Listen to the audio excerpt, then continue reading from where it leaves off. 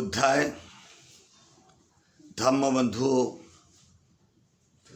आज की सुबह भगवान की वाणी एसो मग्गो नथन्नो दसनसा विशुद्धिया एतं हि तुम्हें पची पजथ मारं सेनम पमोहरम। भिक्षु, तुम इसी मार्ग पर आरूढ़ होकर चलो, क्योंकि ये मार्ग तुम्हें मार के बंधनों से मुक्त करेगा। दर्शन, संसार में जितने भी दर्शन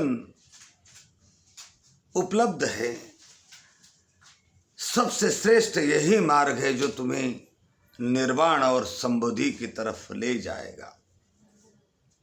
तो साथियों, जो धम्म है यही मार्ग है, और इसका सही रूप से आचरण किया जाए तो संसार के सभी प्रकार के दुखों से मुक्ति संभव है। इसमें भौतिक सुखों का हम दावा नहीं करते, लौकिक सुखों का हम दावा नहीं करते, लेकिन भाव मुक्ति का दावा कर सकते हैं। तो यही एक मार्ग है, और इस मार्ग पर चलने के लिए भगवान फिर आगे कहते हैं, धम्मं चरे सुचरितं नतं दुच्चरितं चरे धम्मचारे सुखं सेति अस्मिन् लोके परमिच। कि सही तरीके से धर्म का आचरण करना चाहिए, वाणी विलाप के लिए नहीं, केवल दिखावे के लिए नहीं, या केवल अपने ज्ञान का प्रदर्शन करने के लिए इस धर्म का आचरण नहीं करना चाहिए। सही तरीके से आचरण इसे जीवन में उतारना चाहिए। तो इसकी जो 3 अंग है, परियत्ति, पटिपत्ति, पटिवेधन, यानी जानकारी हासिल करना, अच्छी तरह से धर्म श्रवण करना, धर्म का ज्ञान ग्रहण करना, और फिर उस ज्ञान को अपने तर्क बुद्धि पर कसने के लिए, अनुभव पर उतारने के लिए ध्यान करना, और ध्यान से उस मार्ग को अच्छी तरह से स्वाख्यात कर लेना। ये 3 पायदान दिए। तो इसके पहले के मेरे प्रवचन में जो लुम्बिनी बौद्ध विहार में हुआ, उसमें हमने सम्यक संबुद्ध क्या होता है, और सिद्धार्थ गौतम ने अपने सम्यक संबुद्ध होने के प्रमाण कैसे दिए, और सम्यक संबुद्ध क्या होता है, इस पर प्रवचन किया, इसके ऊपर जानकारी दी। आज हम यहाँ पर कैसे बना जाता है बुद्ध, बुद्ध बनने की क्या कसौटियां हैं, उन कसौटियों पर थोड़ी चर्चा करेंगे।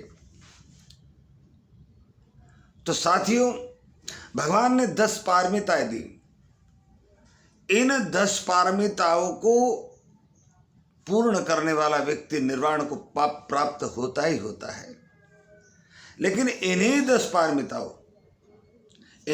पारमिताओं को अपने शरीर के रक्त, शरीर के कुछ अंगों का दान करने पर, चक्षुदान है, रक्तदान है, और शरीर से किन्हीं किन्हीं अंगों का दान कर कर, अपने सर्वस्व का त्याग कर कर इसे बहुत अच्छी तरह से पकाया जाता है। तो साधारण अरहंत भी इन 10 पारमिताओं को अच्छी तरह से पकाकर परिपूर्णता के ले जाकर 20 पारमिताओं को पूर्ण करता है। पारमिता 10 ही होती है, और कोई सम्यक संबोध इन्हीं पारमिताओं को हर जन्म में पकाते जाता है। तो ये 30 परमत्थ पारमिताएं बन जाती है, तो इन 30 परमत्थ पारमिताओं को पूर्ण करना होता है।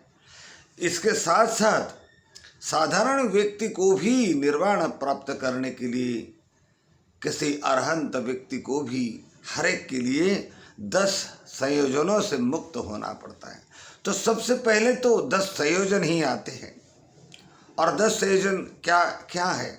सत्काय दिट्ठी, विचिकित्सा, शीलवर्त परामत, कामछंद, प्रतीघ, रूपराग, अरूपराग, इस प्रकार से ये 10 बंधन हैं। इन्हें 10 संयोजन भी कहा जाता है।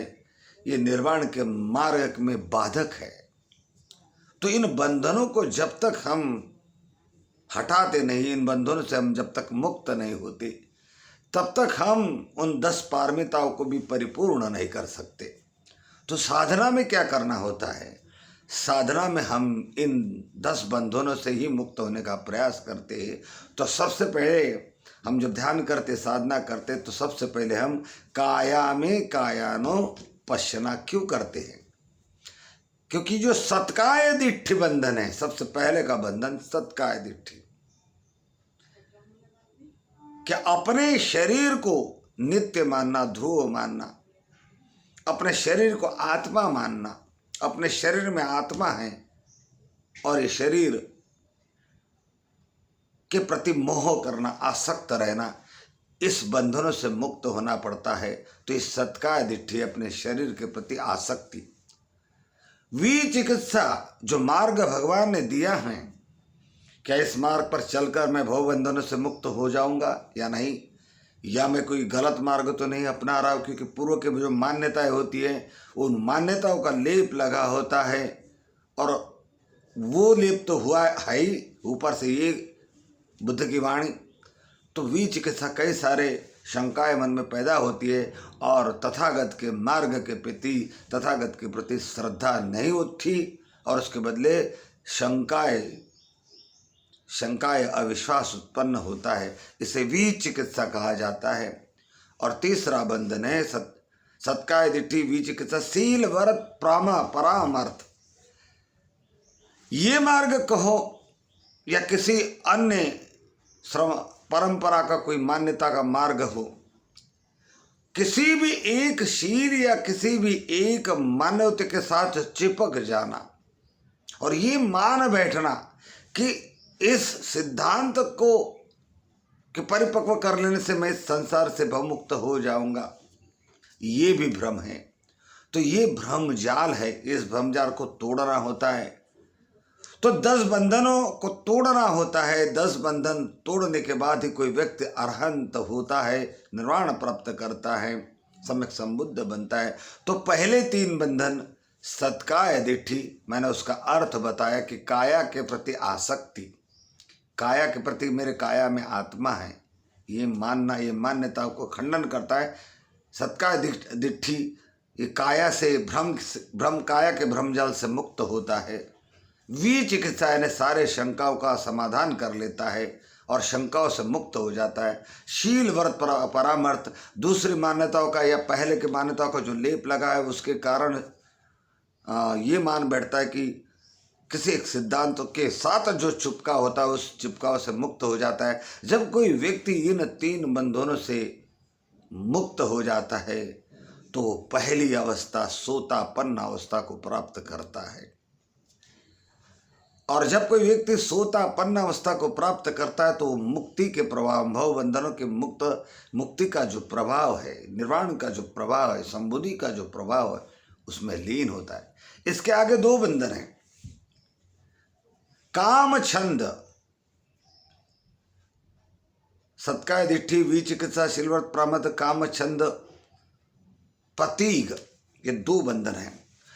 तो जब कोई व्यक्ति सत्काय ये 3 बंधनों से मुक्त हो जाता है, सोतापन्न हो जाता है, और आगे के जो 2 बंधन हैं, काम छंद और प्रतीग, इन 2 बंधनों को ढीला कर लेता है।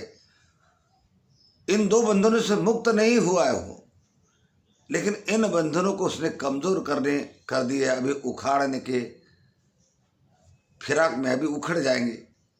ऐसी अवस्था जब आती है तो उसको सकृदागामी कहते हैं। और जब ये दो बंधन काम छंद और प्रतीक, काम छंद माने क्या, कामनाओं से भरा मन, एक कामना पूर्ण होती है तुरंत दूसरी कामना पूर्ण होती है। काम छंद इसमें शरीर के सुखों की भी बात है, कामवासना की भी बात है और भौतिक सुखों की बात है। तो ये काम छंद इसमें लीन रहता है मन, इसका लेप हमारे चित्त पर होता है, इस लेप से भी वो मुक्त हो जाता है। और प्रतीक, प्रतीक यानी जो चीज़ उसे पसंद नहीं, जो विचार पसंद नहीं, जो व्यक्ति पसंद नहीं, उसके प्रति तीव्र ईर्ष्या उसके मन में जो उत्पन्न होती है, ये जो मन की आदत होती है, जो भाव होते हैं, ये 5 बंधनों से जब कोई व्यक्ति मुक्त होता है तो वो सकृदागामी अवस्था का प्राप्त करता है। तो हमारे YouTube चैनल में केवल 7 मिनट 10 मिनट का ही हमें पेज दिया गया है। आगे दूसरे प्रवचन में हम बात करेंगे। नमो बुद्धाय, जय भीम।